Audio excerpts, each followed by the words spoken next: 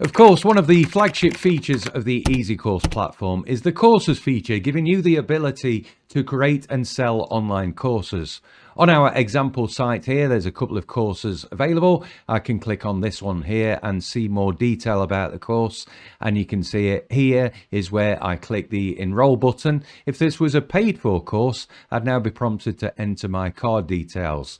So in this lesson, we're going to have a look behind the scenes in the EzyCourse dashboard at the courses feature, and we go into more detail on creating courses in some of our other courses. But in this lesson, we'll leave you with enough to get started creating your courses on your EzyCourse platform. So here I am on the EzyCourse dashboard. Everything to do with courses is located under the courses option. Now, if I go to all courses here, you can see there's a list of courses here that have been created on this site. If I want to create a new one, it's simply a case of clicking this add course button. Now, there's two types of courses you can create. You can create a single course, which is a course that stands alone. You can also bundle courses together as well. So you can put lots of single courses into a bundle together, and you can sell those as a bundle. So if you had particular topics that you wanted to group together and sell as a package, you could do that. Now, I'm going to go back and I'm just going to edit this course here, which is Mastering Collaboration. Now, when I go into the edit section here, the first thing I see is the curriculum, and this is divided into chapters and lessons. And you can see this course has 4 chapters called Module 1, 2, 3 and 4, and inside each there are a number of lessons. I'm going to go ahead and just create a new lesson on this chapter here so that I can show you the variety of options that are available. So you can create lessons that are video based, simple text and images, PowerPoint, you can add PDF documents to a lesson, you can add audio, you can add quizzes, surveys, assignments, downloadable files, live sessions, you can embed web content, you can embed SCORM files, and you can also have a multiple lesson type where you can use a combination of all of those. Now, if I just take this video lesson, for example, here, you can see here is where I would give that lesson a name. I would upload my video and I can put some text underneath that as well. Now, most lessons have some common settings on the right hand side.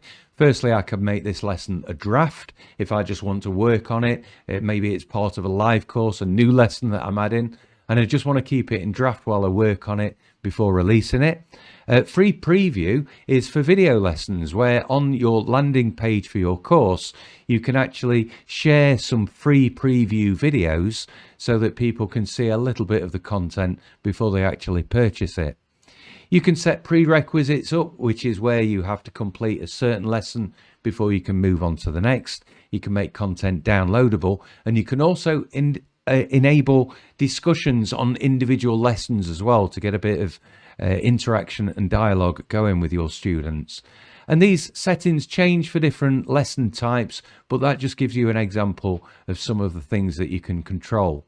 Now, in this course here, I've got videos and PDFs and assignments and quizzes and all manner of different things going on. So let's have a look at what that looks like from a student perspective. So here I am already logged in as a student on the example site that we're using, and in the top right hand corner here is my icon. If I wasn't logged in, that would simply be a login button. But now I've purchased this course, I can go into my account and I can click on courses here and I can see the courses that I've purchased. So the example that I was showing you in the admin panel is this one here. So here is a video lesson. Collaboration's a small and also a very big word. You see, I can play that. I can also play that full screen if I wanted to as well.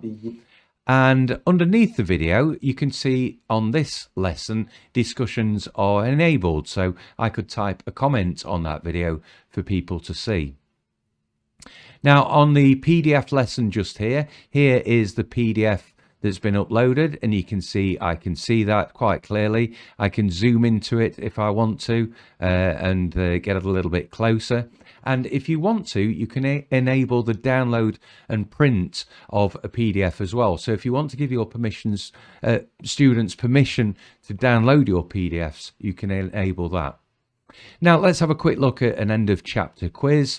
Here's a quiz that we've got here. I'm going to click on the start button to start the quiz, and here you can see I've got just 2 questions on this quiz, but this one is a multiple choice, and I would just choose the answer and click submit. Now as a tutor on your site, you can see students' quiz results, and we'll look at that as we go into more detail on mastering course creation.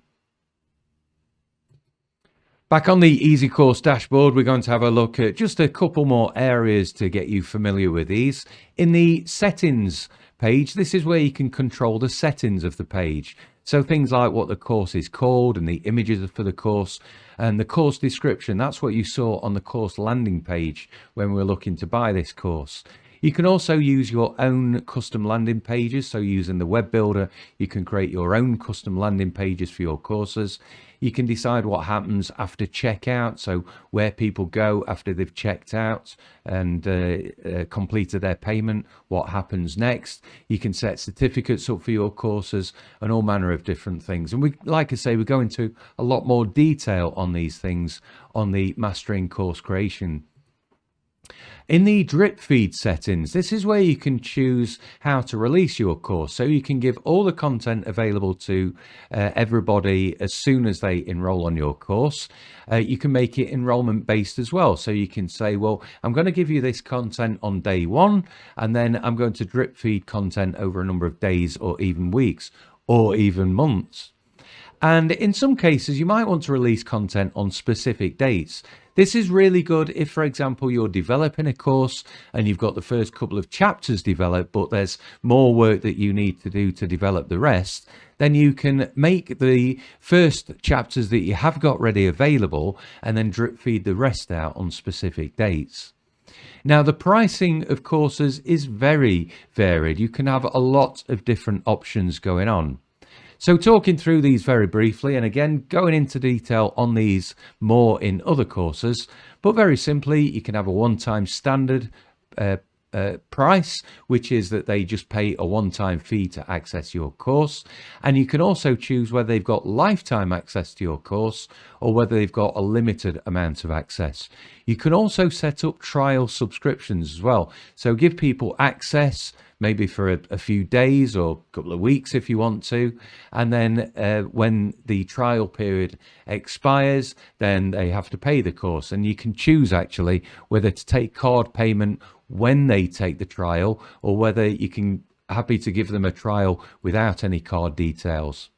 Now, split payment plans is where you can set a price for your course and then divide it over a number of installments where people can pay, I don't know, an amount each week or each month if that's what you want to do. A subscription plan is where you can set up a recurring payment so people can purchase the course and then that payment recurs on a weekly or a monthly basis or yearly basis if you want. You can have tiered plans as well, and this is where you can give discounts for multiple purchases. So if you're selling to teams of people, you might say, well, look, if you buy one course, it's this price, but actually if you buy 5 of them, you get it a little bit cheaper. And if you buy 10 of them, you get it even cheaper. So you can set all that sort of thing up for yourself.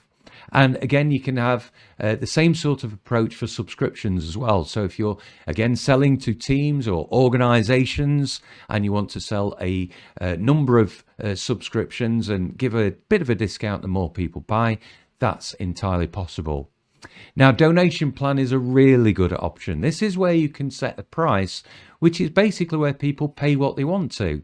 Now, you can set minimum amounts on this if you want to, and you can set kind of default amounts up. But you can set it so that people can just choose to pay what they want to. And that's a nice way, especially in a climate where cost is maybe difficult for people and things like that. Or maybe you're talking to charity organizations or you are a charity organization yourself. That donation plan is a real good option to have available to you.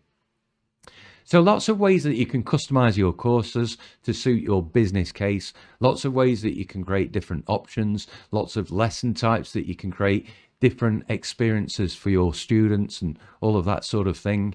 And as I say, we go into more detail on this in the Mastering Course Creation course, but I'm sure that's been plenty for you to dive in, get started and be brave, starting to create your courses on your EzyCourse platform.